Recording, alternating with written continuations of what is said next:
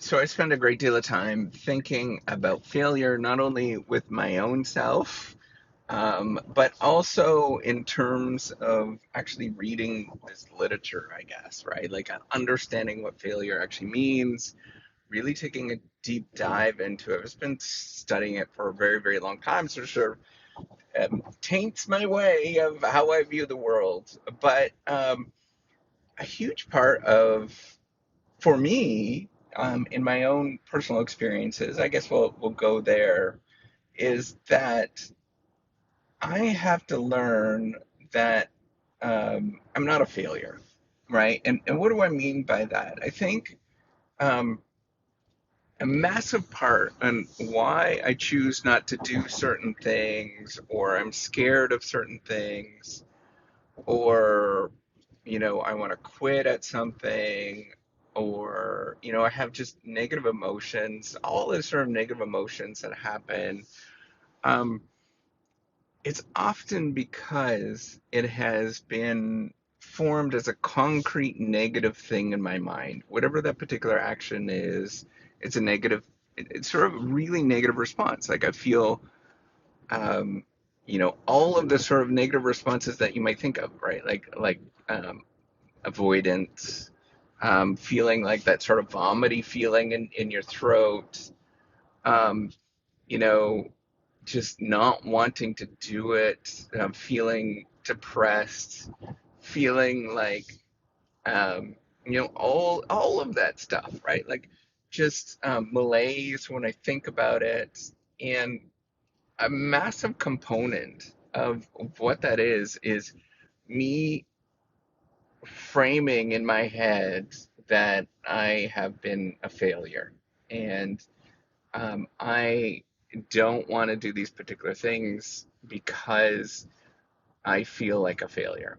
And one of the really peculiar things that I think most people from the outside world would look at is they would say, "What are you talking about?"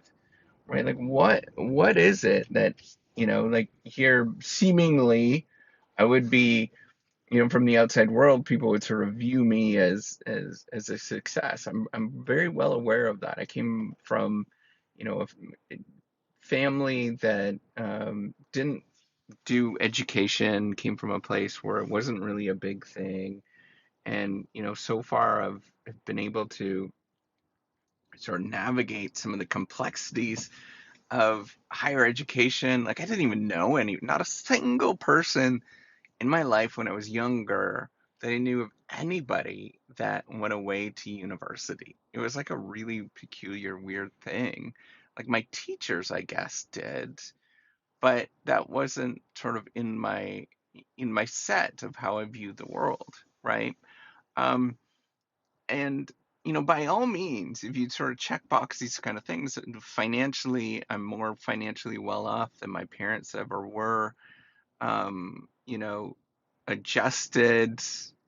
I feel pretty stable with my family, with who I am. I feel, I'm fairly athletic, I guess, for my age. All of these kind of things, I feel okay with, which taken me a long time to speak in front of people. All these kind of things of checkboxing, all these sort of components of your life, people would sort of view, hey, like, what are you talking about? But in my own mind, and it's years of sort of viewing this, that I would be considered, or I view myself as a flop.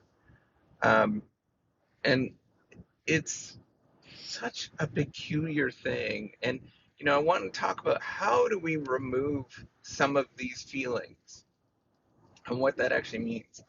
I think a massive part of removing some of it is, there's this quote that I love, um, and it's really derogatory, I'm stealing it from one of the guys off of, gosh, I forget the show, The Impractical Jokers, right? And I saw this clip once, one of them coming on, and it was one of these sort of viral clips. He just said, "Fuck it in a bucket." Um, the more that I think about that, I think it's like freaking amazing, right? Like I think that is exactly the sort of thought that you need to come to, is that you gotta fuck it in a bucket. Like who cares, right? Ultimately, that's what he was saying is who cares? Um, just live your life. Stop sort of viewing outcomes as success or failures, and um, just live your life, right? Like I think living in the moment, living as you are right now, and the only way that I know how to do that is to repeat it, be public about it as much as I can, um, and admit the fact that I don't feel good sometimes. Like try to address all of the things that have power over me. It's like um if you do therapy or anything like that, it would be the same thing where you would talk about things that have power over you, right? All of those things that have power over you, that for some reason they're a constraint in your mind, they're a constraint in this world, and they're holding you back, and you can't sort of view the world in this kind of way, or you feel like you can't do anything. um there are real legitimate constraints in this world, but a lot of those things are often made up in your head, and it's not only about repetition. I think that's an important part, is repetition, because you learn to say fuck it in a bucket. um and golly, I know that my mom's probably listening to this, but I don't know if she is or not. Hopefully not.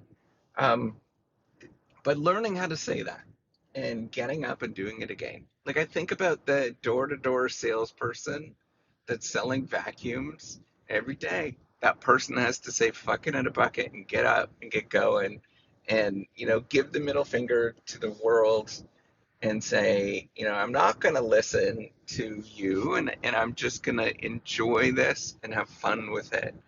And there'll be many moments, there'll be hundreds of moments where you get doors slammed on your face, but it's one moment that you're actually looking for that matters. And it's the one moment where you actually resonate with somebody, and they want to buy something from you. The rest of it is just fuck it in a bucket. Like the rest of it is like it doesn't matter.